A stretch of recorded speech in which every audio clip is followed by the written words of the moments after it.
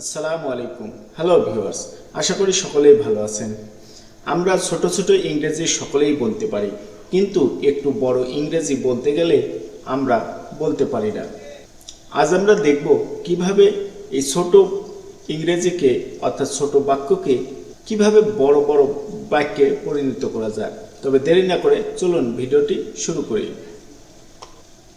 আমি সময় বাঁচানোর সুবিধাতে এখানে কিছু প্রশ্ন লিখে রেখেছি এবং এখানে একটি সেন্টেন্স লিখে রেখেছি। আমি যেতে চাই।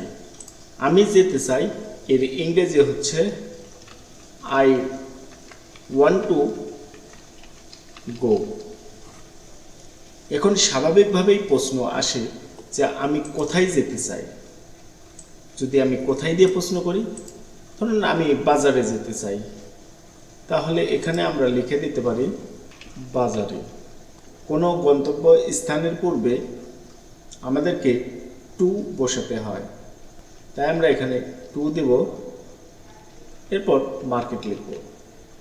তাহলে বাজারের ইংরেজি টু মার্কেট।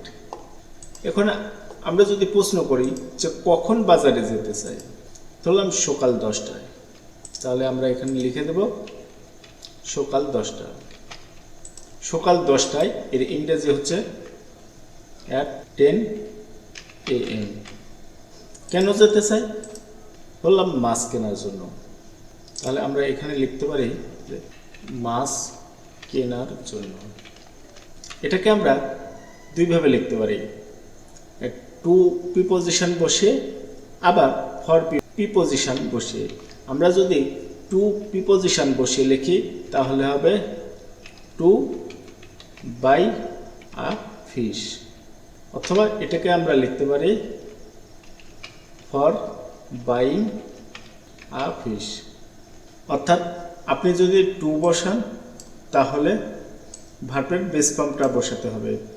যদি আপনি ফর বসান তাহলে ভার্বের সাথে আইএনজি যুক্ত করতে হবে, কারণ টু ব্যতীত যত প্রিপোজিশন থাকবে এই প্রিপোজিশনের পরে যখন আপনি ভার্ব বসাতে যাবেন তখন আপনাকে আইএনজি যুক্ত করতে হবে।